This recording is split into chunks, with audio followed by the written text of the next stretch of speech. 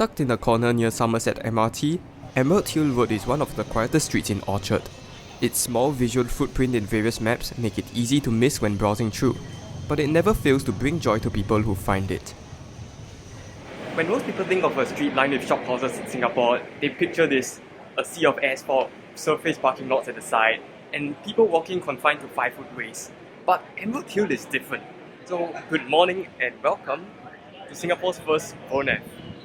A VONAV, also known as a home zone, is a living street that has been developed in Delft in the 60s in response to the domination of cars in many Dutch cities.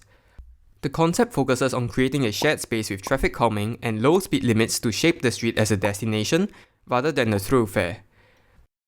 With 6,000 of such zones present, car crashes in such streets in the Netherlands have decreased by 40%, and these positive outcomes have influenced other cities in countries such as Belgium and the UK to adopt similar strategies to make their streets more friendly to people. Before we get to the details which make Emerald Hill Road different, here are some clips of people in the area, and as you can see, it's a total nightmare.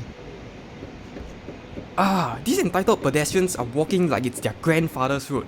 Just look at them lah, jaywalking all over the place. And all of these conflicts. Why isn't there a signalised pedestrian crossing? Oh dear, what happens if a car gets delayed at this stop sign for more than 10 seconds? There goes my levels of service. So what makes this street have so many conflicts? Or could we frame them as social interactions? The first and obvious thing that creates such a place is street complexity. More specifically, visual complexity. Upon entering the street, you don't see the end of it, but rather, items of different texture and colour layered at varied distances. Signs meant to be read at a walking pace, like those promoting businesses from a distance, and menus as you're approaching it. Peranakan-style shophouses of various pastel colours, and different types of surfaces, like brick surfacing, the wooden pintu pagas, shrubs, trees, and lamp posts. It's part of the reason why so many people love taking photos here. This, combined with the bent nature of the street, makes strolling along it rewarding. Say hello to spatial complexity. Not only do you see residential towers and homes here, the small shops and businesses provide a place to hang out, creating a third place for people. With wide traffic lanes out of the way, there is now space for wider sidewalks. At 2.5 meters wide, they allow people to walk side by side comfortably. And because this concept is from the Netherlands, they are continuous as well. For comparison, this is how it will look like if designed to Singapore's standards. Carving out space from the travel lane creates places for trees to grow, which spatially denotes the pedestrian realm and forms a ceiling, making the street feel like an outdoor living room.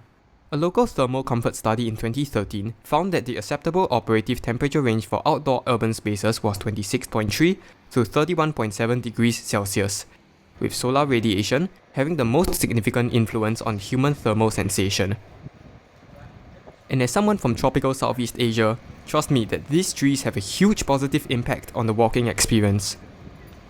Leveled sidewalks allow people to roll from one side of the street to the other, with flexible bollards stopping motor traffic from entering them.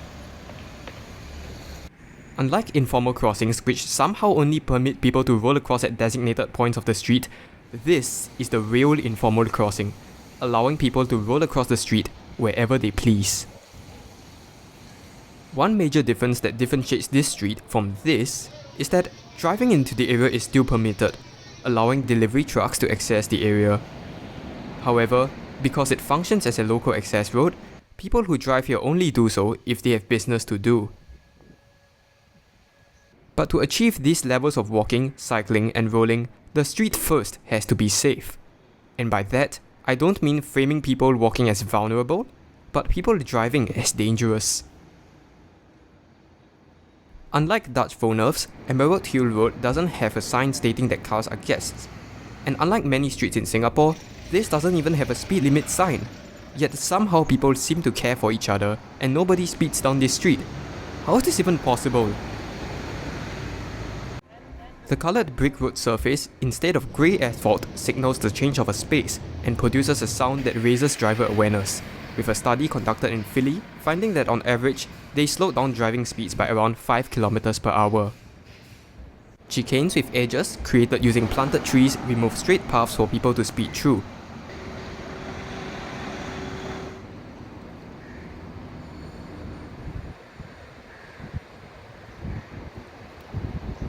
And the leveled road surface combined with varying pavement materials increases complexity, sending a message that this is a shared space. People can be walking anywhere, which increases driver awareness and encourages giving way. You might not see it, but this street is cycling infrastructure.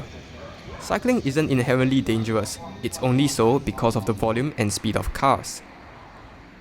By eliminating those two factors, this street becomes an informal active mobility route used by people of all ages. A study by Appleyard and Cox in 2006 has identified features that shape a VONAF, and I'm glad that these concepts are well integrated into Emerald Hill Road. It's easy to think that Emerald Hill has been like this from the very beginning, but it was just like any other shophouse-lined street before its VONAF transformation. It has a similar street width, architectural style, and purpose as a thoroughfare when it was a branch of Orchard Road. But its changes made it an Instagram-worthy place to hang out, and I personally find it to be one of the best streets in Singapore. Now, here's something for you to think about. What other streets do you think will become great places with a VONAF transformation? So the next time someone mentions that Singapore doesn't have space to become walkable and livable, Emerald Hill Road proves that there's never a lack of space, it's just a matter of priorities. And while change is hard, once it happens, I'm sure that no one wants this street to revert to its former state again.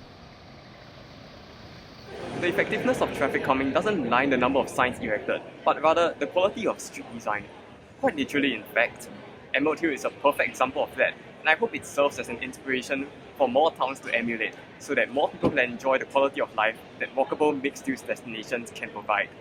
Anyways, thanks for watching and have a good morning.